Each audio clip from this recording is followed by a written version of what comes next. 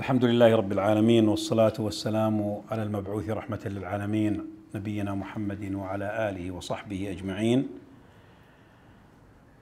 Dear brothers, dear sisters, Assalamu alaikum wa rahmatullahi ta'ala wa barakatuh. I'm so glad again to talk to you today in the Islamic Circle. I expected actually this talk to be last week, then Durrani told me it's this week anyway. Alhamdulillah. Glad again to see you last week, this week, and inshallah the other week also. Today's topic or subject is really very, very important. It is surely the most important ever in the whole faith, in the whole religion. It's more important than fasting, more important than prayer, more important than Hajj, and then everything that is you know about that. And in spite of the fact that this is very, very important, there are some people do not understand it in a very good way or understand it properly. What we are going to talk about today, we are going to talk about Tawheed and Shirk. What is Tawheed and what is Shirk? How should we should understand that? We all know the pillars of Islam. The 5 pillars of Islam. I don't think I need to ask anybody. They are the Shahadatu an la ilaha illallah Rasulullah. Then prayer, Salah, Siyam, fasting, Ramadan, Zakah is the third one, giving the money, this certain portion of money annually to the poor people. Then Siyam, fasting, the fourth. Then pilgrimage, Hajj, going to Mecca is the fifth. These are the pillars of Islam. The first one, of course, is the most important one among them because it is like the way how someone becomes a Muslim. Without the Shahada, anybody who doesn't believe in the Shahada, he is not a Muslim at all. Even if someone goes to a mosque or something. So we know number one of the pillars is really the most important. And based on number one of these pillars, we are going to talk about Tawheed and talking about Shirk. If you ask anybody what Tawheed means that Allah is one. Allah is one. There is no other God. It's only one God. That is Allah subhanahu wa ta'ala. And He is the one who deserves to be worshipped. That is the main meaning. But the consequences of the meaning, these are the things that some people really have mistakes and they don't, or sometimes they don't know enough about. First of all, let's go to the Quran. Of course, the Quran is the holy book. It's the fundamental text that is we always go back to, seeking for knowledge and knowing more and better about our faith. If you see the Quran, how the Quran was revealed to the Prophet ﷺ, during the days or the years of Mecca, Allah subhanahu wa ta'ala reveals a lot of Quran, and all these Quran, if not all, maybe 90% of all the text talking about Tawheed only. Didn't talk about fasting, didn't talk about pilgrimage, didn't talk about prayer, didn't talk about, first of all, talking about Tawheed. Just tell people, that's the meaning of it, tell people there is only one God, Allah, and He is the only one who deserves to be worshipped. That's the core. Now we are going to talk and touch the heart of Islam, the beating heart of Islam, that is the Tawheed. And it's not only the heart of Islam, it is the heart of all religions, even before Islam. It is the heart of Christianity, it's the heart of Judaism, it's the heart of all religions sent to mankind through all the prophets, all the messengers. Allah subhanahu wa ta'ala in the Quran said, وَلَقَدْ بَعَثْنَا فِي كُلِّ أُمَّةٍ رَسُولًا أَنِ اعْبُدُوا اللَّهَ وَاجْتَنِبُوا الطَّاغُوتِ. We have sent in every nation a messenger or a prophet that you worship Allah subhanahu wa ta'ala and you avoid worshipping Taghut. This is the core of all messages of Allah subhanahu wa ta'ala. And this is when you hear sometimes in Islam we talk about the unity of religions, or the origin, when someone says to you that is the origin of religions from Allah subhanahu wa ta'ala is one, he means this one. Tawheed is only one. There is no other types of Tawheed in any religion revealed from Allah subhanahu wa ta'ala to all mankind. It is one. But people sometimes change this after some course of history because of different circumstances, because of problems, because of maybe losing some of the text, because of other interpretations or whatever. We are not going to talk about history of other faiths, but I'm giving just examples. But the core of the faith is actually worshipping Allah subhanahu wa ta'ala only. When Prophet Muhammad sallallahu alaihi wasallam was chosen to be the messenger for the people in Mecca, how people used to do their worships. People in Mecca, they didn't deny that Allah is there. They were not atheists. They believed in that time Allah subhanahu wa ta'ala is there and He is the creator of the universe. How do we know this? The Quran said that. وَلَئِن سَأَلْتَهُم مَّنْ خَلَقَ السَّمَاوَاتِ وَالْأَرْضَ لَيَقُولُنَّ اللَّهُ. If you ask them who created earth and heavens, they would tell you Allah. And in many verses Allah subhanahu wa ta'ala is repeating that is, if you ask them who created the universe, they will say to you Allah. So what does that mean? So what's the difference then between the call of the Prophet sallallahu alaihi wasallam and what people of Mecca and Arabs before Islam used to do? When they believe Allah subhanahu wa ta'ala is there and He is the creator of the universe. What's the difference? The difference is like this, and you have to be very careful with this. The core of the message of the prophets, all of them, and one of them is the Prophet Muhammad, and one of them is the Islam, of course, is that is when you believe that His creator is one, then He is the only one who deserves to be worshipped. It's not only you believe that He is there and He is the creator, like people in Mecca during those days.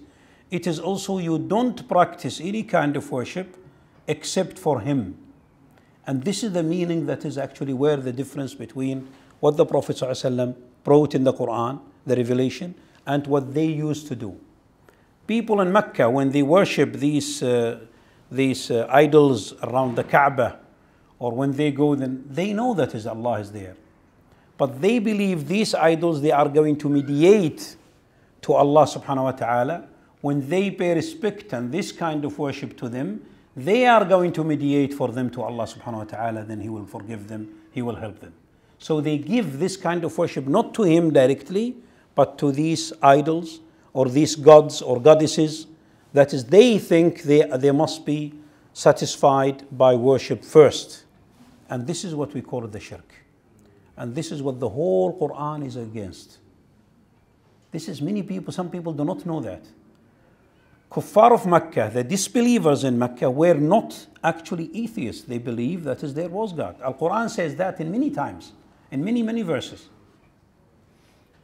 But this is really the difference. Allah subhanahu wa ta'ala said in the Quran also, وَمَا أَرْسَلْنَا مِن قَبْلِكَ مِن رَسُولٍ إِلَّا نُوحِي إِلَيْهِ أَنَّهُ لَا إِلَهَ إِلَّا أَنَا فَاعْبُدُونَ. Every messenger before you came, Muhammad, that is, we have sent, we revealed to him that is, there is no God except me, so worship me. So the worship comes only to Allah subhanahu wa ta'ala. This is a very important thing. I'm going to come now to some practices which some people do and they don't know they are dangerous. They are very dangerous. They may, if you really mean it, it may take the person outside of the Islam, outside of the circle of Islam. The Quran itself spent maybe 80% or even more talking about Tawheed. Everywhere you read the Quran from the beginning to the end, every few verses you will find one or two talking about Tawheed, worshipping Allah subhanahu wa ta'ala, not giving any kind of worship to anybody, not to any human being, not to any prophet, not to any angels, not to anything actually.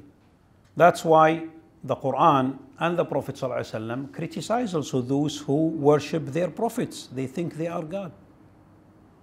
Or those who worship also planets. That was a religion before, like the sun or the moon or whatever. That was before Islam. Or those who worship, for example, fire. Or those who think that there are a lot of God is around in the universe, and every time you want to do something, you have to satisfy one of them with one worship. This is all criticized. So believing in many gods, of course, is not was there in pre-Islamic time among the Arabs sometimes, some of the Arabs. Majority of them believe there is only one God and He is the creator. But to worship God, you have to go first to worship others who will help you to be accepted by God. And this is the shirk. What is the meaning of La ilaha illallah Muhammadur Rasulullah? La ilaha illallah. In the beginning of La ilaha illallah in Arabic, if anybody of you knows Arabic, La ilaha, it is negation. There is no God. Illa, except Allah, except Allah. When we say there is no God except Allah, it means there is no God deserved to be worshipped except Allah. Because there are those who believe that His God exists and He is there, but they do the worship to somebody else. And this is exactly what the disbelievers before Islam used to do, or at least some of them. So negation, then proving that is Allah subhanahu wa ta'ala is the only one who deserves to be worshipped. See, for example, Juzu Amma, the last Juzu of the Quran. Of course, maybe you have seen that is a lot of this Juzu, they are short chapters. Why? Has anybody thought why it's very short, many short chapters in the last Juzu of the Quran? Yeah. They are the whole Quran is very important. The whole Quran is very important. But most of these short chapters in Juzu Amma, they were revealed during the Makki time. That means they were revealed before the Prophet ﷺ moved or migrated from Mecca to Medina, before the Hijrah. Before the Hijrah, the Prophet ﷺ received the Quran. Most of what he received, or most of these short chapters which the Sahaba put at the end of the Quran, most of them came during that time. And most of them talk about Tawheed. For example, قُلْ يَا أَيُّهَا الْكَافِرُونَ لَا أَعْبُدُ مَا تَعْبُدُونَ وَلَا أَنْتُمْ عَابِدُونَ مَا أَعْبُدُ وَلَا أَنَا عَابِدٌ مَا عَبَدتُّمْ وَلَا أَنْتُمْ عَابِدُونَ مَا أَعْبُدُ لَكُمْ دِينُكُمْ وَلِيَ دِينِ. This is very, very, very, very clear. Yes, and we read it, but sometimes we don't go deep to understand the meaning. قُلْ يَا أَيُّهَا الْكَافِرُونَ, O you people who disbelieve, that is, لَا أَعْبُدُ مَا تَعْبُدُونَ, I don't worship what you worship, and you don't worship what I worship. Then again he repeated to emphasize the fact, I don't worship what you worship, and you don't worship what, my faith is mine, and your faith is yours. So there is difference between the two. In spite of the fact that is, we know people in Mecca, in that time, they did not deny the existence of Allah subhanahu wa ta'ala. They believe there is God, and there is Allah. And they know His name. If you read now their poetries, you will find the name of Allah mentioned many times. And the Quran actually confirmed this fact in many verses. As I said to you, وَلَئِنْ سَأَلْتَهُمْ مَنْ خَلَقَ السَّمَاوَاتِ وَالْأَرْضَ يَقُولُنَّ اللَّهُ. All these details about worship, about fasting, about Hajj, about Zakah, how to do this, how to do that, all the details about how to worship, most of them came in Medina after the Hijrah. Why? Because Allah subhanahu wa ta'ala wants people to understand the Tawheed first, which is the fundamental basis of the faith. When they understand that very well and they know the Tawheed very well, then they go to the details. That's why only prayer came in Mecca. Then after that, Hijrah, of course, came fasting, Hajj, Umrah, and all the other rituals. But in the beginning, only Tawheed. That's a Tawheed. What does worship mean? Which I must give only to Allah subhanahu wa ta'ala. This is also very important. Worship means, of course, includes prayer. It's a general word, a comprehensive word, including prayer. Any kind of worship like fasting, prayers, tawakkul, which is relying on anybody in all your life, relying on Allah subhanahu wa ta'ala, full trust in Allah subhanahu wa ta'ala. These are all kinds of worship when you believe. Now, everybody reads Al-Fatiha. Alhamdulillah Rabbil Alameen, Ar-Rahman Ar-Rahim, Maliki Yawmuddin, then إياك نعبد وإياك نستعين. إياك نعبد وإياك نستعين. What does it mean? إياك نعبد, it means it's only you who we worship. Allah subhanahu wa ta'ala, for those who understand Arabic, why Allah said, He didn't say نعبدك ونستعينك. He said إياك نعبد. He put the objective first in the beginning of the sentence and then He put the verb after. This is for people who know very well grammar. I hope many of you actually know that. Why He put the objective in the beginning and He said إياك نعبد. He didn't say نعبدك, they are the same meaning. But إياك نعبد وإياك نستعين better than نعبدك ونستعينك. Because when you put the objective in the beginning, that means it's only this one. Only you we worship, only you we rely on and we ask or seek for help from. It's only you. This is a kind of worship.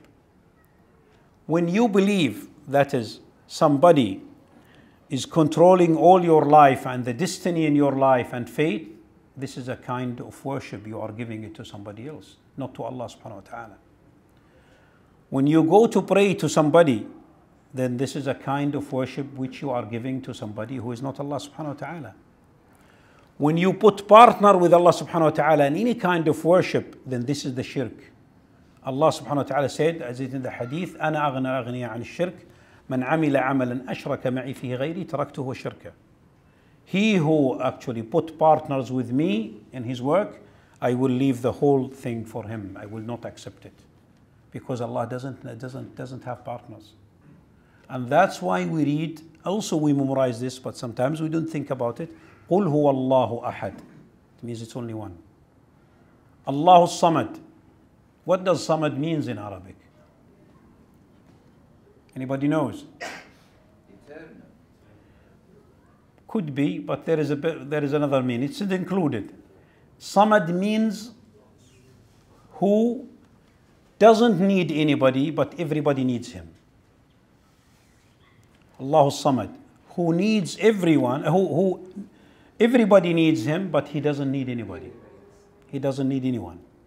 Allahu Samad. لم يلد ولم يولد ولم يكن له كفوا أحد. We repeat it every day. And this is to emphasize the oneness of Allah subhanahu wa ta'ala. As a result of this, all kinds of worship is going to Him only, not to anybody else. This is very, very important. That's why in Islam they call Riya. I don't know how does Riya.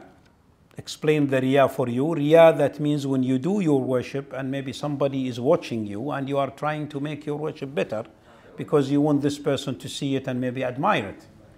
This is what is in Arabic Riya. That's why they call Riya, this is the hidden shirk. It's not shirk, of course, like if someone is praying to idols, but there is a kind of partnership in it, because you are not praying your prayer only for Allah, but you made it better, or you are making it better because somebody is watching you. So there is a kind of shirk. It's not purely for Allah. There is maybe your dad, your mom, your friend, some people, VIP person who is there or whoever, and you want him to see that is how you pray, mashallah, very nicely, how you are generous, you're giving. That's why in Islam they call the riya, this kind of pretending to make things better in the eyes of other people, to call this riya shirk al-khafi, the hidden shirk.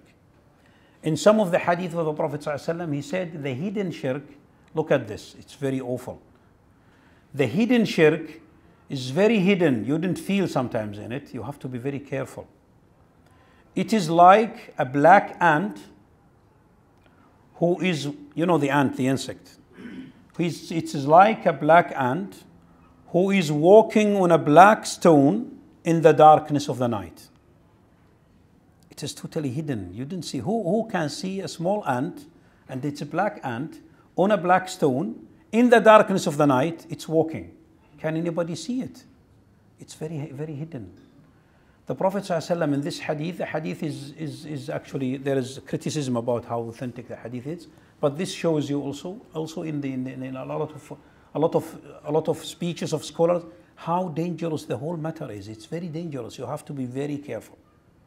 And that's why in many occasions here I repeat it to you, that is, we have to start with niyyah, with intention. Niyyah is very, very important.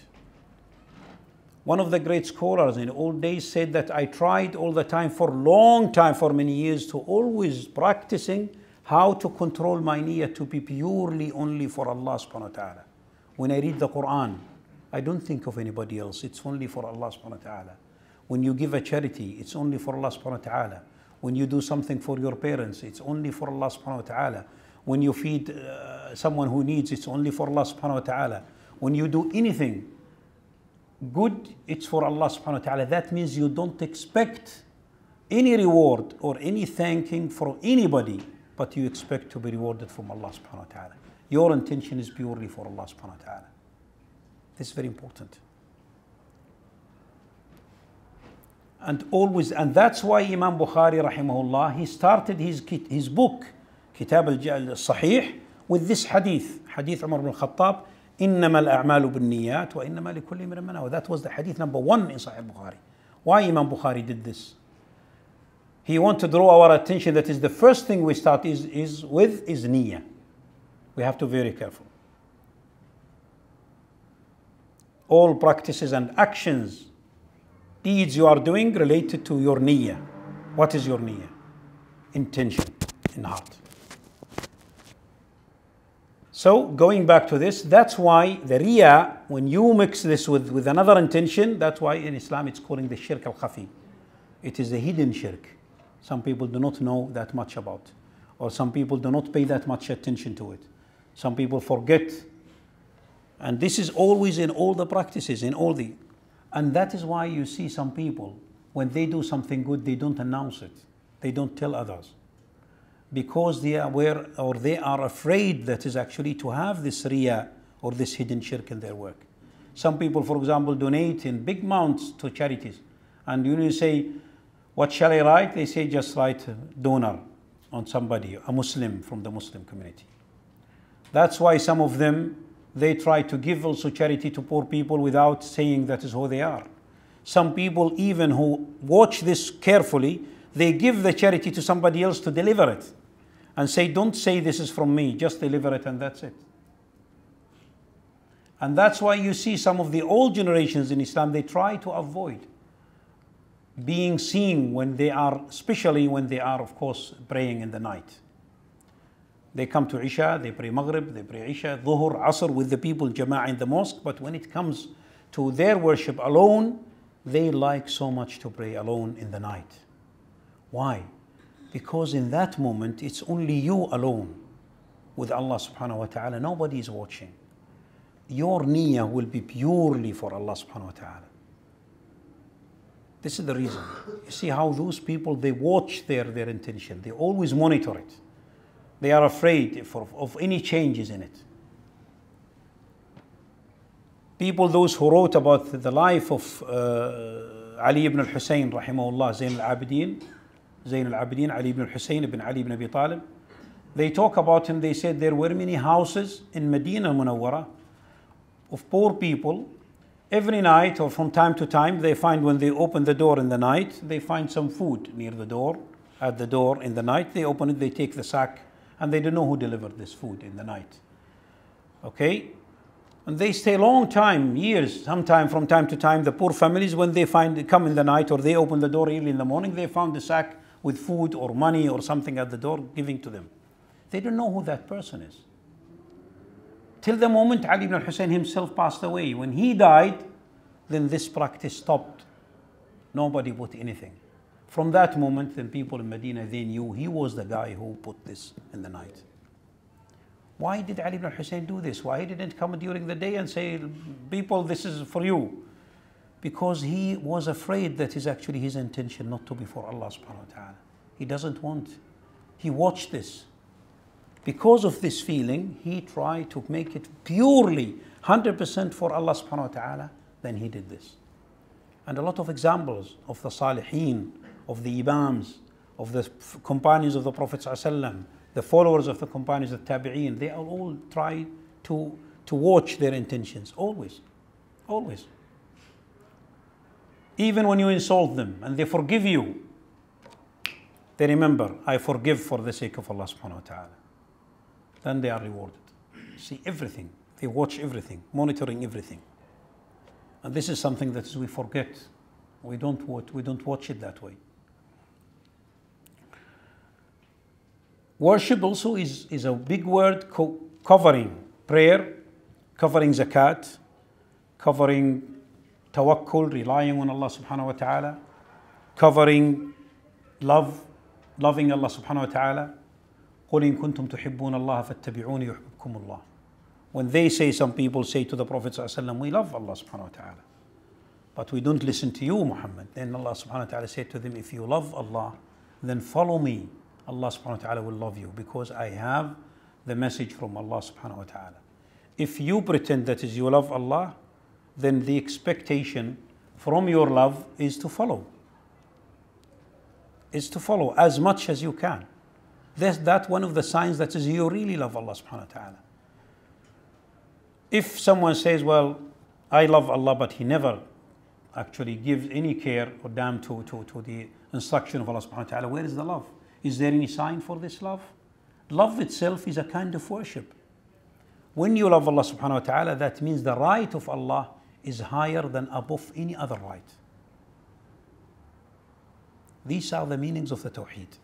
And this all, what I am talking about, is the meaning of La ilaha illallah Muhammad Rasulullah, which we repeat and sometimes we don't realize the meaning of it. When we believe that is Allah subhanahu wa ta'ala has the highest, the upper right of everybody, that means we have to know, also realize how to love the Prophet sallallahu alaihi wasallam. Loving the Prophet, of course, is a duty and must for every Muslim. But you cannot compare this with the love of Allah subhanahu wa ta'ala. Now, when you do your prayers, you do it for the Prophet or for Allah? You do it for Allah subhanahu wa ta'ala. When you do your zakat, it's for the sake of Allah. When you go to Mecca to do your hajj, it's for the sake of Allah. This is all for the sake of Allah. Even when you go to the Prophet ﷺ, to the prophetic mosque, to visit the prophetic mosque and say salam to the Prophet ﷺ, also because Allah told you to do it. It is for the sake of Allah subhanahu wa ta'ala. People now in the mosque there, when they come to say salam to the Prophet sallallahu alaihi wasallam, when the time of prayer comes, they turn their faces to Mecca, not to the grave of the Prophet. Why? Because the Quran told us to go this direction, following the instructions of Allah subhanahu wa ta'ala, following the order, the demand from Allah subhanahu wa ta'ala. This shows the Tawheed. Prophet sallallahu alaihi wasallam, in his last minutes, of the last minutes of his life, he talked about some important things. One of the things he talked about is salah, prayer, asking Muslim not to lose or not to forget the salah.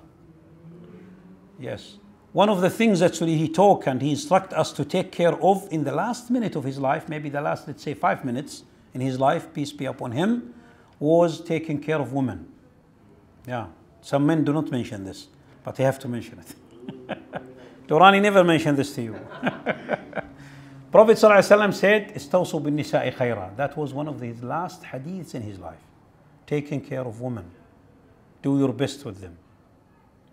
Also, one of the last things he mentioned, also taking care of those who work with you, the slaves during those days in Medina. Don't give them duties more than they can do. Take care of them. They are your brothers and your sisters. You have to take care of them. These are the last words from the Prophet, including women, including salah, including slaves in those days, of course. And he mentioned also, this is here what we need today. He also mentioned those, he talked also criticize and curse those who actually taken their prophets and make their graves mosques and they pray for them. That was in the last minute of his life. That's important. Ibn Abbas, rahimahullah, we all know Ibn Abbas, who Ibn Abbas is. Is there anybody who doesn't know who Ibn Abbas? Ibn Abbas is the cousin of the Prophet sallallahu alaihi wasallam, but he's younger than the Prophet. Ibn Abbas, when the Prophet sallallahu alaihi wasallam passed away, when the Prophet died, he was 13. He's only 13 years old. Only. But if you go to check the books of the commentaries of the Quran, you will find thousands of hadith from Ibn Abbas, especially related to the tafsir of the Quran, how to understand the Quran. Now, Ibn Abbas, the hadiths we got from Ibn Abbas, they are more than the hadith we got from Abu Bakr as-Siddiq, for example. And the Prophet ﷺ, when he died, Ibn Abbas was only 13 years old. Abu Bakr as-Siddiq was with the Prophet all the time. How come then we have more hadith than Abu Bakr as-Siddiq? That's a question. And some people, especially those who don't like Abu Bakr, raise these questions. Why? What is the explanation of this? The explanation of this like that. First of all, Abu Bakr as-Siddiq did not stay long time after the Prophet ﷺ. He stayed only 2 years and 6 months, as I explained to you in one of my previous lectures. Is that right? That's number one. Number two, Ibn Abbas was 13 years old when the Prophet ﷺ died. Ibn Abbas stayed, and immediately in Medina, what he did, he was a clever boy in that time, very smart. What he did, he used to go to all the companions one by one to their houses, knocking at each door, asking the companions to tell him what they have the Prophet ﷺ said. What they have heard from the Prophet ﷺ, sorry, what they have heard from the Prophet, hadith. What did the Prophet say about that? What did the Prophet say about this? Have you heard the Prophet saying this? Have you? Then he trying to take everything from all the companions around him in Medina, one by one, till he memorized a lot, thousands of hadith. From who? From the companions themselves. Plus what he saw himself when he was, of course, with the Prophet ﷺ.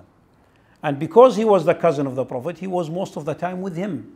And he was young, he was also following the Prophet, trying to help him, trying to serve him in many things. Like those who, like Anas ibn Malik, for example. Anas ibn Malik was 10 years old when his mom brought him to the Prophet and said, "This is Anas ibn Malik, I want you, Rasulullah." His mom brought him to the Prophet. He was 10 years old. She said to him, "I want you to take him to you, to be a servant with you, to help you." And he stayed with the Prophet 10 years. Ibn Abbas stayed with the Prophet even less than this.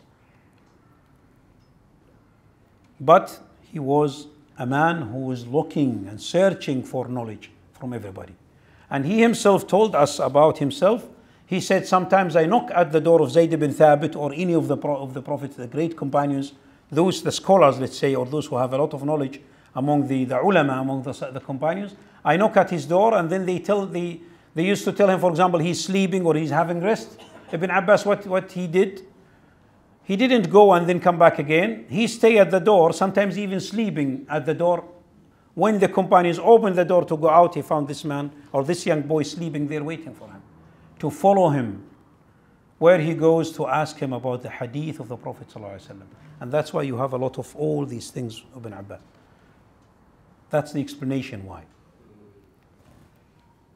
Ibn Abbas himself told us how shirk started with old nations and old early, let's say al-Qurun al-Ula, the early ummah or before.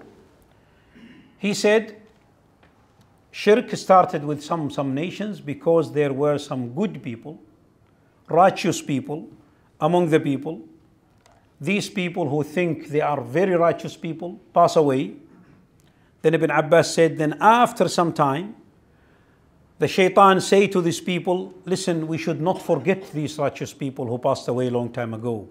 Why don't we have like icons or statues or symbols when we remember them? We come to them, we remember these people, the righteous people, we should not forget them. The next generation will remember them. So they make one step to do this. Either pictures or whatever they put or any like souvenirs or remembrance of these people who passed away, the righteous people. After some time, then generation after generation, generation after generation, then the next generation or the other generation, they start to give prayer and worship to these statues or these icons or these symbolic things that is they use in their temples and their base. Then shirk starts. They forget Allah subhanahu wa ta'ala. Now they give the worship to somebody else. They did not deny Allah. They know He's there, but they put these people in the middle. And this is very, very important. Now, I'm going to mention some examples of things which are very close to shirk and still practiced among our people today, and also among Muslim community, for your surprise. One of them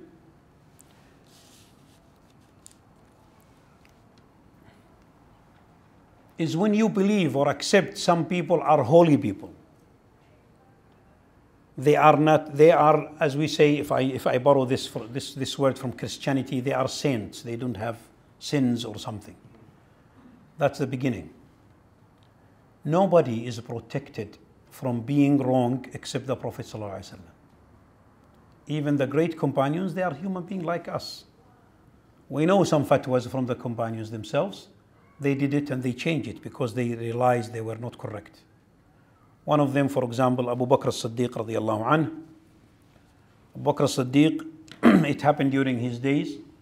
A man passed away, and then the grandmother of this man who passed away came to Abu Bakr as-Siddiq asking for her share of the inheritance of the person. Then Abu Bakr as-Siddiq, according to his knowledge, he said, well, I don't know the grandmother can take any share of the inheritance. It's only for children, for wife, for father, for mother, but not grandmother. Then till some of the companions, Muhammad bin Maslam, Abdurrahman bin Auf, told him, they said to him, no, we know that is the Prophet ﷺ gave the grandmother a share of the inheritance. Then Abu Bakr did it. So Abu Bakr in that moment, when he did not actually accept this in the beginning, that was his knowledge. He is not a protected person like the Prophet. The isma, which is the protection of being wrong, it's only for the Prophet. Why it's only for the Prophet? Because the Prophet, we cannot say he's wrong. Because if we think even 1% the Prophet could be wrong without any correction, that means anybody can say about the Quran, how do we know now the Quran is not wrong? How do we know the hadith, the Prophet when he said this, he was protected? How do we know when he delivered the Quran, he was protected? So the whole thing then will collapse, all of it. The Prophet ﷺ is protected, and the Quran said he only delivered the message from Allah. And if anybody wants to deliver the message as it is, Allah subhanahu wa ta'ala must protect him to deliver the message. And Allah subhanahu wa ta'ala said about the Quran and about religion, إِنَّا نَحْنُ نَزَّلْنَا الذِّكْرَ وَإِنَّا لَهُ لَحَافِظُونَ, which means we have delivered the message, the dhikr, which is the faith, the Quran, including the Quran, and we are going to preserve it. Preserving this, that means not changing it, starting by protecting the messenger who delivered this message to you. This is it. Anybody else, no imam, no companion, nobody, no scholar is like the Prophet, and he is protected. Everything he says is correct 100%.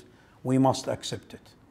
When you believe to start to think somebody is like this, that means you are taking this person up and high to put him in the civil level of the Prophet ﷺ, and that's a big mistake. You have to be very careful with this. Umar ibn al-Khattab radiallahu anhu, when he moved from Medina to Jerusalem, to Bayt al-Maqdis, when people of Jerusalem in that time said, we are not going to allow the army of Muslims to come into the city, till Umar ibn al-Khattab himself, the Caliph, came. Then Abu Ubaidah Amr ibn Jarrah wrote to him a letter, and he said, Amir al-Mu'mineen, you have to come yourself to take, they are going to deliver the key of the city to you in your hand. Then he came from Medina to Al-Quds, to Jerusalem. When Umar ibn al-Khattab radiallahu anhu reached, actually like what we call it today, Jordan, okay, in that area, or north of Saudi Arabia or Jordan, he heard in one of the villages there, in that area, there is a disease, epidemic disease in that area. Then Umar ibn al-Khattab himself stopped with all the people. He didn't know what to do. He said, shall we go, continue entering this village in spite of the fact that there is epidemic disease, or we should change our way, our route, and we go another way? Then he asked the companions. Some of the companions said to him, well, this is a destiny of Allah subhanahu wa ta'ala. This is qadar. It is in front of us. You cannot escape from it. You have to go to enter this village. Don't try to escape from the destiny of Allah subhanahu wa ta'ala. But he himself was not sure about this. Then he said to them, if I go this way, it is qadar Allah subhanahu wa ta'ala. And if I go the other way, it is also qadar Allah subhanahu wa ta'ala. It is my decision, but within the qadar Allah subhanahu wa ta'ala. This is what Umar al-Khattab understood, and that was correct. Because you cannot throw yourself in fire and you say, well, this is destiny of Allah subhanahu wa ta'ala. No. You have your choice. Then during this argument between the companions in that moment, Abdurrahman ibn Auf was away and he came to them and he said, I have some knowledge about this from the Prophet ﷺ. Then Umar ibn Khattab asked him, what did you hear from the Prophet? What did he say? And he said, I hear the Prophet ﷺ saying, if such a epidemic disease spreads somewhere, if you are outside the area where this disease is, don't enter, don't go in. If you are inside, don't go out. This is what we call the quarantine today. To control the disease, not to go out. If you are inside the city, when it happens, don't go out, because if you go out, you will take the infection out for other people. If you are outside, you are clean, don't go inside, don't throw yourself to the infection. Here the Prophet ﷺ said that if you are in, don't go out. If you are out, don't go in when there is a disease anywhere on this earth. So then Umar al-Khattab said, Alhamdulillah. Then he avoided and he went another route. He took another route. So Umar al-Khattab in that moment when he asked, radiallahu anh, he didn't say, I am protected, I am the second caliph, so nobody can correct me. Knowledge is owned by everybody. Anybody can read the Quran and he can use the tools of the Sunnah and Quran and the Quran al-Kareem and Sunnah Nabawiyya and read and search. He has the knowledge. And this is one of the beautiful things of Islam. Nobody is between you and Allah. Nobody can stand in the middle between you and Allah. And that's why Allah subhanahu wa ta'ala in the Quran said, Ud'uni astajib lakum. You just ask me, pray to me, I will answer your prayers. He didn't say go to somebody to mediate, to let him mediate between you and me. This is very important in Islam. Everybody must understand it. This is the direction, the direct contact between you and Allah subhanahu wa ta'ala when you pray, when you make your dua. So going back to this topic, which is about shirk, these people after generation and generation and generation, they start to worship these statues or these idols or these. Then they, after hundreds of years, it's forgotten. This is the religion. Now we come to some mistakes that is Muslims sometimes do, unfortunately. Some of them, of course, because of ignorance. They don't know. They don't understand what the meaning of Tawheed is, and they do it. One of them is, for example, going to graves. Going to graves is two things. One of them is allowed in Islam and it is something good, which is Sunnah, and the other thing is not good and it's very dangerous. It could become shirk. Could become shirk. What is the good thing? If you go to graves to say to them salam and you pray for them, you say, may Allah, please, Ya Allah, shower them with your mercy, take them to paradise. Ya Allah, please avoid them the hellfire, etc., etc. This is good. This is Sunnah. Prophet ﷺ used to do it, and he used to go to graves sometimes to give them salam and to pray for them. That is Sunnah. What is not Sunnah? If you go to a grave and you say, please, Maulana, somebody or Sheikh, my problem doesn't have children, give her children, I have difficulties in exams, I am poor, I need money, give me your blessing for my life or everything. Why you go to this grave asking for your blessing? Why don't you go to the source of blessing? To Allah subhanahu wa ta'ala himself. This man in the grave, he is a human being like you. He is a humble human being, even if he is a great scholar. He needs help also for himself. He needs blessing for himself. This is very important. And if you go now around in the Islamic world, you will see in some areas of Islamic world people going around graves like Kaaba. You don't need to search that much. Search just in the net. You will find some people in some areas of this world, they go around graves like Kaaba, exactly. And they touch the walls, asking for blessing. How do you know? What is your evidence that is this person or this wall in this grave can give you blessing? You need a proof from the religion itself. This is very important. When you ask somebody to help you with something which is only in the hand of Allah subhanahu wa ta'ala, this is you are walking exactly in the edge of the faith. Now, if I ask you to, for example, somebody asks you to fix the camera, in the night to tea or food for somebody, this is something normal. You can do it. When we ask each other for normal life or the things we can do, it's okay. But when you go to somebody, alive or dead, asking him for something that is he doesn't have and doesn't control, this could be dangerous and could lead to shirk. For example, if somebody asks you to go to, for example, to this person who's alive because you don't have children, and you say to this man to say to him, please, I need children, help me. Please, his child or her child or this person in my family has had, for example, had problems of health. He had a cancer. Can you heal him? He cannot heal him. The only one who has this is Allah subhanahu wa ta'ala. So this kind of dua is a kind of worship. You have to take it to Allah subhanahu wa ta'ala. Don't put partners with Allah in the things Allah subhanahu wa ta'ala only deserve, and He is the only one who can do it. That's why I'm saying to you, today's talk is very, very important. It's more important than any talk that we have made before.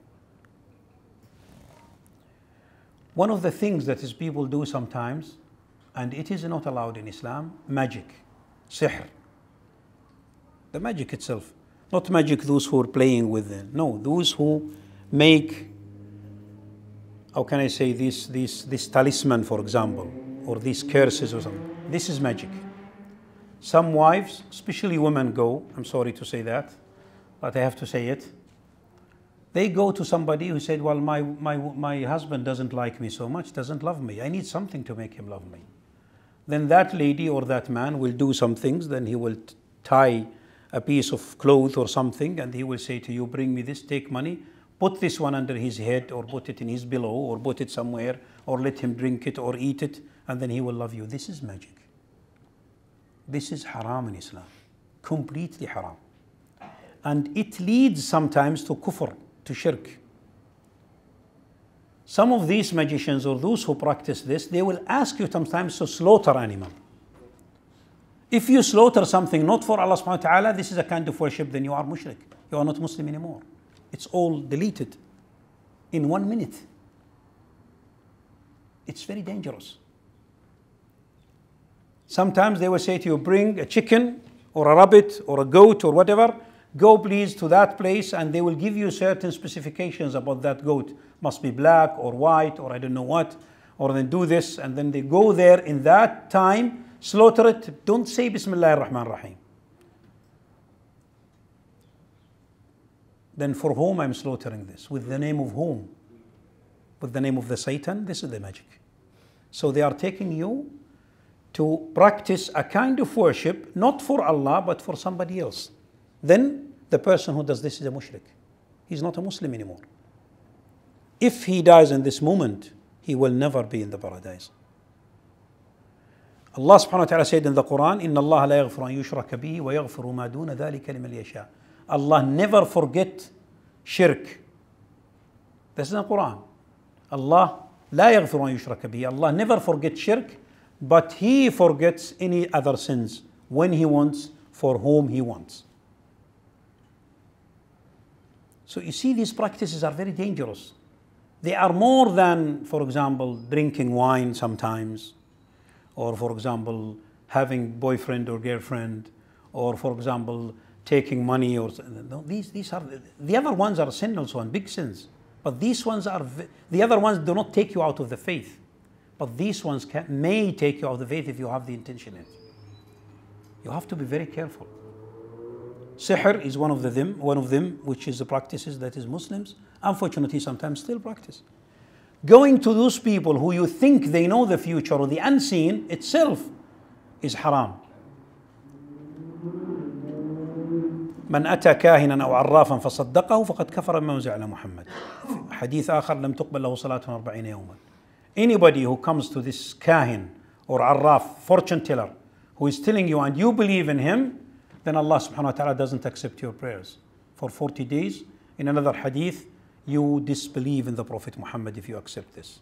Because the unseen is only known by Allah subhanahu wa ta'ala. Nobody can tell you what's going to happen tomorrow. You may expect, you may guess, and maybe it happened, but it doesn't mean you know for sure. Maybe, for example, you can expect tomorrow the stock market will go high. And it happens. If you study it very well, or it goes down. If you study it very well, it may happen. It may happen. But it doesn't mean you know the unseen. Unseen is only for Allah subhanahu wa ta'ala. Even the Prophet sallallahu alaihi wasallam, peace be upon him, he doesn't know the ilm al-ghaib. The ghaib means the things happening in the future. He knew only the things Allah subhanahu wa ta'ala taught him and gave him to tell us. When he told us about Masih al-Dajjal, who is going to come in the future, he told us because Allah told him to tell us. When he told us about all the things, all the signs of Day of Judgment which the Prophet ﷺ told about, because Allah told him, but the Prophet himself did use not to know what is going to happen tomorrow. In the Battle of Uhud, he himself was about to be killed. He himself, the Prophet ﷺ. And he suffered a lot in his life, a lot of disasters, a lot of problems. If he knew the unseen, then how come then he didn't do anything to avoid them? The unseen is only for Allah subhanahu wa ta'ala. قُلْ لَا يَعْلَمُ مَنْ فِي السَّمَوَاتِ وَالْأَرْضِ الْغَيْبَ إِلَّا اللَّهِ. Nobody in heavens and earth knows the unseen except Allah. This is the Quran. Go back to your Quran to correct your belief. So those who think the Prophet knows, or maybe Abdul Qadir al-Jilani, or Ahmad Al-Rifa'i, or any of these great scholars, these great Sufis. They were great scholars, by the way, and a lot of the stories you hear about them, they were faked and created after their time. Many of them, especially the radical ones, they are not correct. They made after. But neither Abdul Qadir al-Jilani, nor Ahmad Al-Rifa'i, nor anybody else, nor Abu Bakr al-Siddiq, nor Umar al-Khattab, who is even better than these, they did not know what the unseen, what is going to happen tomorrow. And that's why it is one of the conditions of Iman, and you have in the articles of Iman, that is to believe in Al-Qadr, and tu'mina bil-qadri khayri wa sharri. If somebody knows the unseen, there is no qadr then. I know what's going to happen tomorrow. I can be the best person, because I know what's going to happen tomorrow.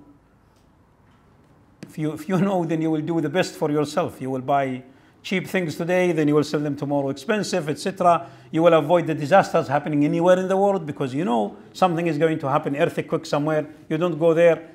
But nobody knows.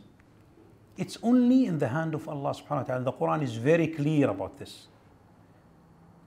قُلْ لَوْ كُنْتُ أَعْلَمُ الْغَيْبَ لَاسْتَكْثَرْتُ مِنَ الْخَيْرِ وَمَا مَسَّنِيَ السُّوءُ. If I knew the unseen, I would do the best for myself. This is the Quran. It's in the Quran. This is the verse in the Quran. The Prophet said, Allah said to the Prophet, say to them, if I knew the unseen, I would really do the best for myself. وَمَا مَسَّنِيَ السُّوءُ, and nothing will harm me.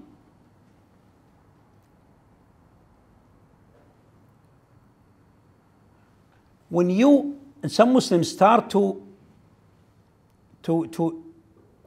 exaggerate about their appreciation about some scholars, they little by little they put them up, then maybe next generation will take them to unlimited level, which is very dangerous.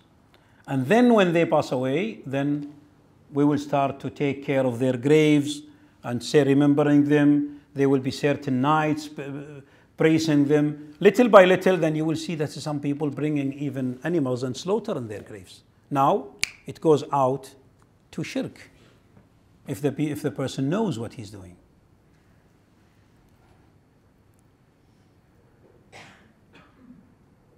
Till today, unfortunately, everywhere in the world, of course, magic is everywhere in the world. No nation or no country is safe from this. It's everywhere. Even sometimes in the West, there are some secular people, actually, and politicians. Sometimes they go to fortune teller to ask them, shall we make the decision or don't? And this is something very, very strange.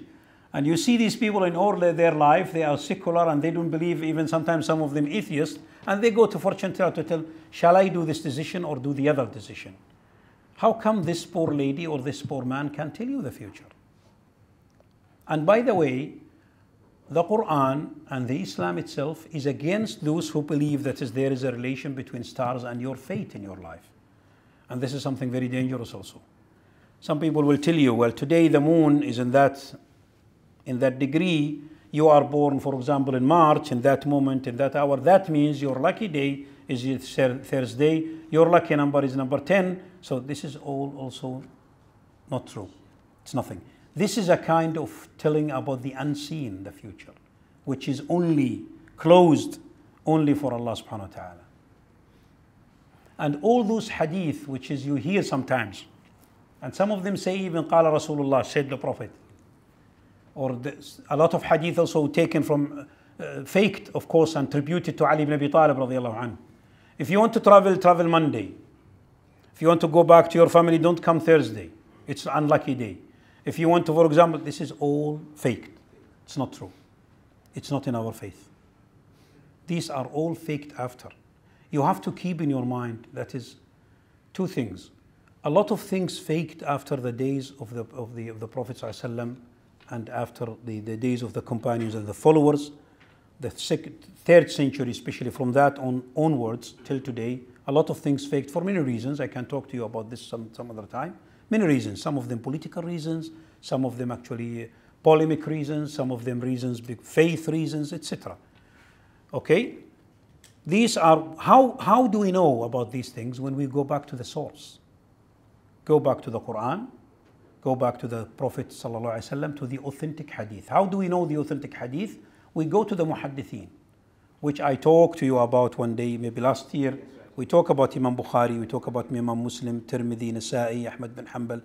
We go back to the source, we go back to the scholars, the great scholars, those who can tell you this is fake and this is authentic. They have their manners and they have their rules for this. They have their tools, which are very accurate. It's not just anything I read it in a book and they say this is correct. No, you have to check. And sometimes some of these things contradict even with the Quran itself, and sometimes we don't pay that much attention because we don't know. Or sometimes we don't remember they contradict with the Quran. So avoid this. One of the things that is some people do, and they are very close to shirk, those people who use amulets. Yeah, that's why I'm telling you, you'll be surprised today. Those amulets, people, I'm not talking about jewelries of women. Not jewelries. Jewelry is something different. You may have ring or you have, necklace or whatever. This is jewelry, as gold or silver or whatever. This is something different. This is actually something for a woman to make her more beautiful. That's the purpose of it. The danger comes when you have kind of these things and you think they can give you a kind of protection of envy, or they can bring you good luck. They can affect your life. They can defend you from evil coming to you. This is dangerous. You have to, because you put your trust, you rely on something else, not Allah subhanahu wa ta'ala. And this bone which you are taking, or this piece of metal or cloth or whatever, or hair, has nothing to do with this. What's the relation between this bone and envy? Nothing, no relation at all. Hudayfa ibn al-Yaman radiallahu anhu saw a man who had a piece of clothes on his arm, tied this one, and then he pulled it from his hand out. Hudayfa ibn al-Yaman, he pulled it from his hand and he said, وَمَا يُؤْمِنُ أَكْثَرُهُم بِاللَّهِ إِلَّا وَهُمْ مُشْرِكُونَ. Immediately he remembered the shirk. See, this is Hudayfa, the companion of the Prophet. He didn't say to this man a mushrik, but he said, you are in danger. Yes, exactly. Prophet ﷺ saw a man who has a necklace, it's like of leather, and he said, what is this? He said, this is actually to protect me from wahina. Wahina is a kind of disease or something happening in the back. Then the Prophet ﷺ himself, he said, remove it. If you die like this, you will never be safe. Now you see till today some Muslims, some young people, they put these things and they don't actually pay that much attention to how dangerous that is. It's very dangerous. There is a difference, of course, between those who put things for jewelries like women. This is something different. This is outside of this. But when you believe, if I have this, I am protected, that's the problem. Even some scholars, and one of them is Ibrahim al-Nakha'i, rahimahullah, who is the follower of the companions, he even said, don't even put the Quran itself. You see some people, they put, for example, Ayatul Kursi. Some scholars tolerated the Quran because it's a Kalamullah subhanahu wa ta'ala. But still, some scholars also said, no, don't do it even in the Quran. Because they think if you do it in the Quran, that may lead you to other things. It will be the beginning. This is something very, very important. Third thing that is some people practice today and it's related to this subject, which is very dangerous, that is those who swear not by Allah subhanahu wa ta'ala, but by somebody else, something else. I have mentioned this a few days ago in the mosque. If you want to swear, you swear with the name of Allah. It's not allowed to do any swearing with any name. If you say, Wallahi, I will do this. Wallahi, I'm not going to do it. Wallahi, this is only with the name of Allah. You cannot swear even in the Prophet. You cannot say with Nabi. You cannot say, for example, Wahiyat Waldi, with the life of my father, with the life of my mother, with the life of my children. No. You have to only do swearing with Allah or the name of Allah subhanahu wa ta'ala. In the hadith, Man halafa bi ghayri Allahi faqad ashrak. Those who do swearing with the name, not the name of Allah subhanahu wa ta'ala, this is a shirk. Of course, it's not a shirk like worshipping the idols, but it's what we call it the minor shirk, it's small shirk. It comes closer. Abu Bakr as-Siddiq radiallahu anhu says, if I swear with the name of Allah subhanahu wa ta'ala, even if I lie, is better than when I'm telling the truth and I swear not with the name of Allah subhanahu wa ta'ala. So these things, swearing with the name of Allah subhanahu wa ta'ala only, it's not allowed. Even with the Quran, many of the scholars said even the Quran, you didn't say, well, Quran. Some scholars may tolerant to the Quran because the words of Allah subhanahu wa ta'ala, but always go back to the name of Allah subhanahu wa ta'ala. Wallah, Wal-Rahman, Wa-Rabbil Kaaba, this is all this Allah subhanahu wa ta'ala. But nobody else, not life of my mom, life of my father, my life of my children. I swear by, for example, all the things, my health, no. Nothing is greater than Allah subhanahu wa ta'ala. So swearing is for only Allah subhanahu wa ta'ala. When you want to make oath, it's only with the name of Allah subhanahu wa ta'ala. They put you the Quran sometimes in the court. This is just to show you that it is something great you are going to do, the oath itself, but you are making the oath with the name of Allah subhanahu wa ta'ala. Allah, from whom the Quran comes. Okay, so three things I have mentioned. This one, magic, okay, and these amulets and tama'im, ta'widat, all these things, what we call it. Yes, or hijab, these which some people put it and they call it hijab. Sometimes it's a triangle and they put some names in it or some things. Don't use that. If you want to make ruqya for yourself, do it with the Quran. Kalamullah, words of Allah subhanahu wa ta'ala. Nothing is stronger than the Quran. If you want to do the ruqya, do it yourself with the Quran. One of the companions did the ruqya with al-Fatiha, which we all memorize. Ruqya is قُلْ هُوَ قُلْ أَعُوذُ بِرَبِّ الْفَلَقِ قُلْ أَعُوذُ بِرَبِّ النَّاسِ. This is also, if you read it, this is also a ruqya. Against evil, against disease, against everything. But never use these hijab or these things, whatever they're inside. And some people, they take hijab from someone who is preparing the hijab and they don't even know what is inside. And when you open it, sometimes you find words you don't even understand what these words mean. How do you know these words are not haram?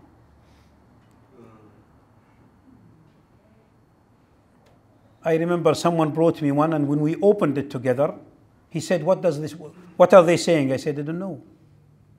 And some people think that is if you have the names of Ashabul Kahf, the 7 sleepers, those mentioned in the cave in the Surah Al-Kahf, they have their names, and you write their names all together on a piece of paper, you put it in your pocket, it will protect you. This is also not true. This is how can I say, it's like folklore somewhere in the world, and it's used. But don't believe in it. First of all, you need evidence to prove these names are true, the names of these sleepers who were in the cave. Number 2, how do you know the sleepers were 7? They are not, for example, 9 or 10. That's another question. The Quran indicates they are 7, but it's not 100%. It's not final answer.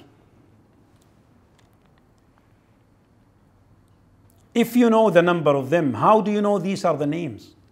The names were taken from some Christian, Middle Christian texts, especially in Syriac language. Their names were there. Then somebody took the name from in Arabic, put it in Arabic, and then after some time, the idea developed that is actually, if you write their names, then you will have a kind of protection. What's the proof for this? They are believers. Of course, we read their stories. We respect them. Allah subhanahu wa ta'ala gave an example through them how the Muslims or mu'min in those days struggled to protect their faith. That's true. But who says if you write their names you will be protected? This is another issue. You need a proof for this. So I hope you remember all these meanings about Tawheed and Shirk. This will lead you to understand the core of Islam, the main thing of Islam, the heart of Islam itself. Islam doesn't want you to rely on anybody except on Allah subhanahu wa ta'ala. Islam doesn't want you to lose your trust with Allah subhanahu wa ta'ala. Islam wants you to go back to Allah, seeking for help, seeking for everything in your life, from Allah subhanahu wa ta'ala, not from people, not even from the Prophet sallallahu alaihi wasallam. Prophet, when we remember him, of course, all respect for him. We love him more than ourselves, more than our parents, more than our moms and our parents.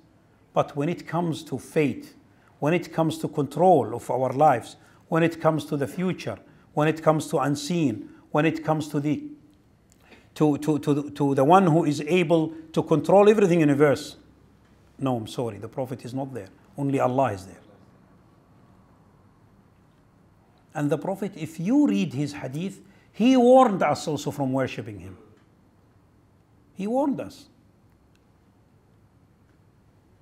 This is. I talked once about the balance in Islam. I talk about relations with Allah, with the Prophet, with the human being, with society, with yourself, with nature. Maybe we can repeat that one is better. It comes also, the issue of Tawheed comes in between, within this subject. It's very, very important. This will liberate your minds from everything. If you understand the meaning of Tawheed, it will liberate you. It will make you free from any other belief which really come to compete Islam in your heart, to compete with the status of Allah subhanahu wa ta'ala in your heart. Look at now everywhere in the Muslim world. You see how many people rely on graves, asking help from some walis, asking help from some Sufis. And if they say if you go to visit that person or to visit that grave or something there, you will be forgiven immediately. What's the proof for this?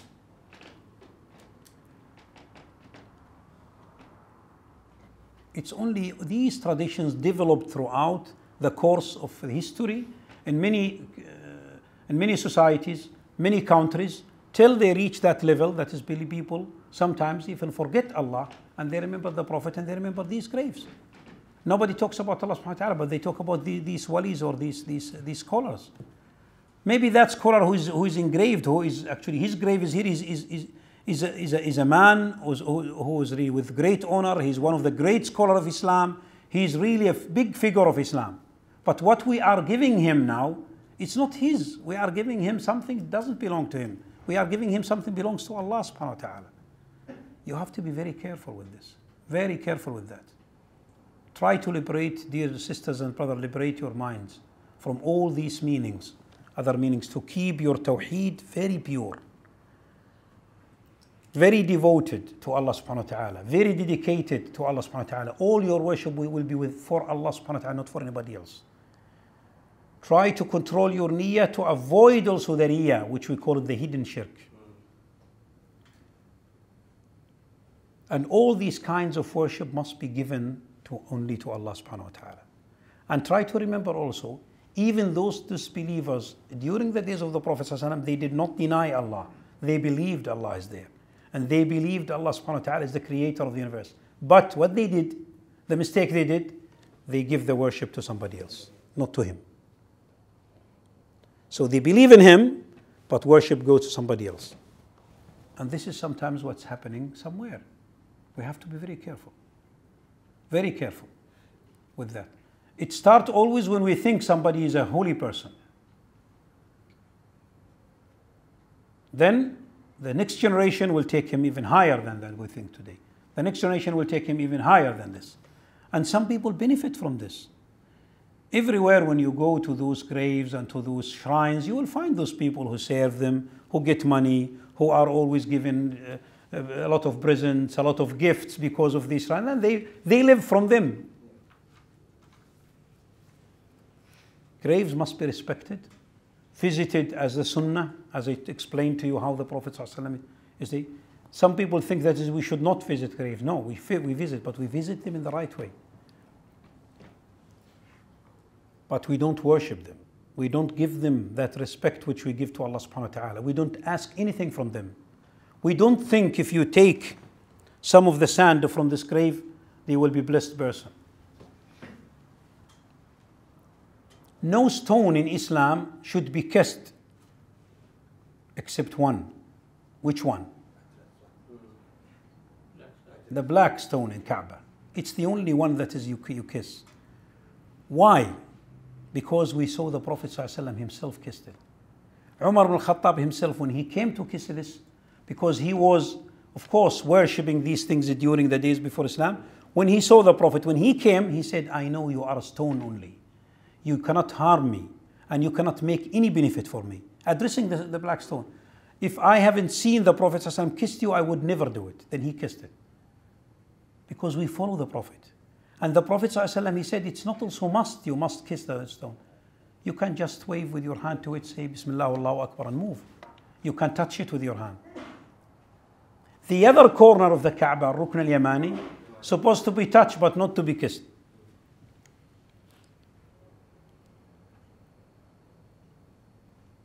It's not that, for example, we go to other places or graves somewhere, anywhere in the world, and then we kiss the walls, we kiss the door, we kiss the floor. A guy from Pakistan, he's a young boy, actually, he had a problem with kidneys, I think. He said that happened because my mom used to go to a certain shrine in Pakistan when he was sick when he was young. He said my mom used to take some sand from that shrine to put it in my food, asking for blessing and to be healed because of the shrine. What the end of it? Now he's a man. He had now problems with kidneys and because of that. The mother was ignorant. Nobody explained to her what Tawheed means. It's very important.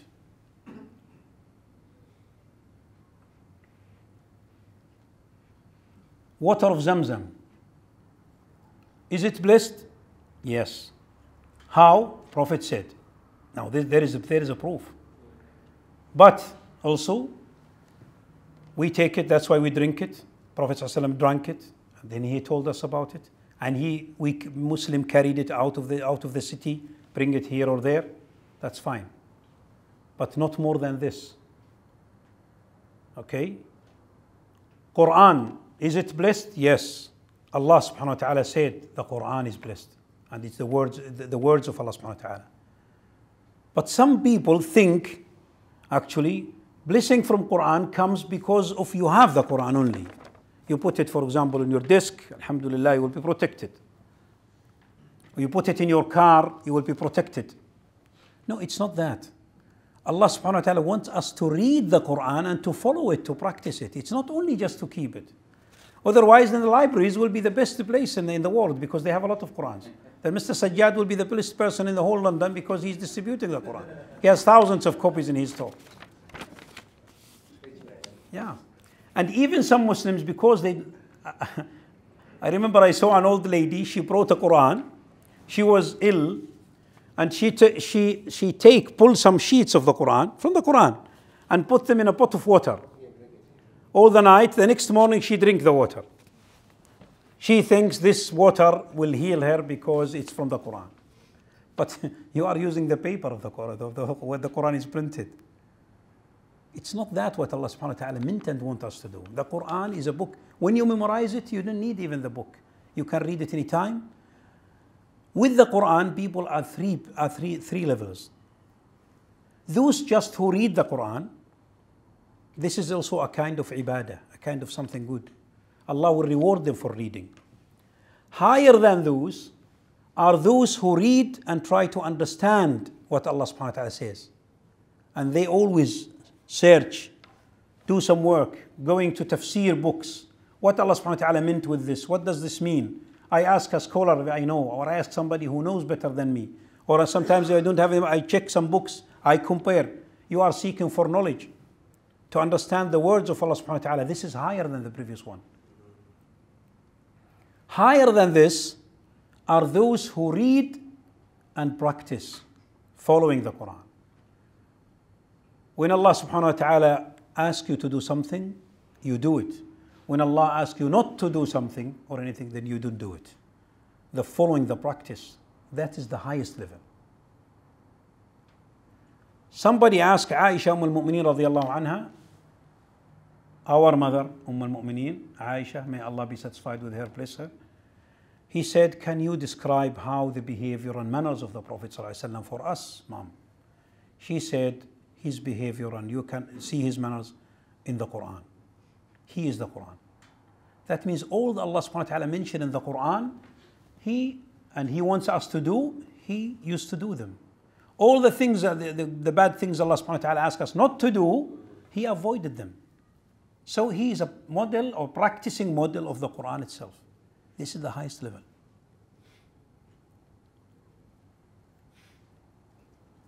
This is very important. And today, actually, I select this subject because it's very important. It touched the heart of the faith. Some people, some Muslims who are born even Muslim, they don't understand that. They understand it another way. Quran itself is the word of Allah subhanahu wa ta'ala. It's a revelation. It's a liberation for our minds and for us from all the other things that is we believe they can affect our life or they have control in our life. Starting from the Satan, from all other forces, for everything. Allah subhanahu wa ta'ala wants you only for Him. He wants your heart only to be with Him. That's why in the Quran when He talk about ijabah and about da'wah and about prayer, He said, ادعوني أستجب لكم. وإذا سألك عبادي عني فإني قريب أجيب دعوة الداعي إذا دعان. If my slaves, my people, ask you, Muhammad, about me, tell them I am very close. I hear and answer the prayers they do. Directly. No mediation. It's very important. When you understand this, you are touching with your hand the beating heart of Islam, of Tawheed. Not only Islam, all the other faiths. This is the message of Jesus Christ. This is the message of Moses. This is the message of Abraham. This is the message of Noah. This is the message of all the prophets sent before. And that's why the Quran, in some verses, mention or criticize those who believe Jesus Christ is God. And He gave him an example with Adam. He said, Allah subhanahu wa ta'ala created Jesus Christ without father. Why? Because as a miracle, Allah wants to show people that He is the Almighty. He can do anything. And Allah said to them, it's in the Quran also, if you wonder about how Allah subhanahu wa ta'ala created Jesus Christ without a father, why didn't you mention Adam, who Allah subhanahu wa ta'ala created without mother and without father? Which is more miraculous. This is to show us that Allah is Almighty. There are no limits of His ability. Allah can do anything. Inna Allah ala kulli shayin qadir. Allah is Almighty. His ability can penetrate all the limits we can imagine in our minds. He can do anything. At the end, He is one, and He is the one who deserves to worship, nobody else. And we must always keep this balance in our relation with Allah subhanahu wa ta'ala. We must remember this always when we do our practice. We must remember this when we do our prayers. We must remember this when we do all kinds of worship. Love, tawakkul, mahabbah, ta'ah, all this. Allah first. I hope, inshallah, I have given something very useful for all of us. May Allah subhanahu wa ta'ala accept your fasting and your prayers. And you say, maybe I see you after Eid, some of you. So happy Eid to all of you. May Allah, inshallah, shower you with His blessing, with His mercy, accept all your prayers and all your works, and give you, inshallah, health and happiness with yourselves, with your children, with all beloved one you have in your families, and your friends, and also all your friends. And may Allah guide those also who haven't seen the light of Islam till today. May Allah guide them to come to His light, and may Allah open their hearts with His light, because this is really a message of love and direct connection with Allah subhanahu wa ta'ala. I hope Allah subhanahu wa ta'ala will open all the hearts for it. When you know it and you understand it very well, you will see how it liberates you. Really, you will become a free person. And you will never be sad because you know Allah controls everything. And you will never be desperate because you know Allah controls everything. And whatever happens to you, you don't lose your belief in Allah subhanahu wa ta'ala, because you are knowing what the meaning of worship. Without going asking somebody who is dead or alive, or you don't know, of course, he cannot control anything in your life. I have to mention only one thing. That is, I did not mean by if you go to somebody and you think he's a good person and you say, please make dua for me or pray for me. This is okay. Because you think this man is a person, maybe you may think he is closer to Allah subhanahu wa ta'ala, he's a good person, he's a righteous person, a man or a woman. And you say, sister or brother, please don't forget me in your prayers. That's fine, no problem. He or she doesn't forget you in their prayers, but he or she doesn't have the blessing to give it to you himself. He will ask Allah subhanahu wa ta'ala for you. This is very, very important. You have to always remember this. Jazakumullah khairan. Assalamu alaikum wa rahmatullahi wa barakatuh.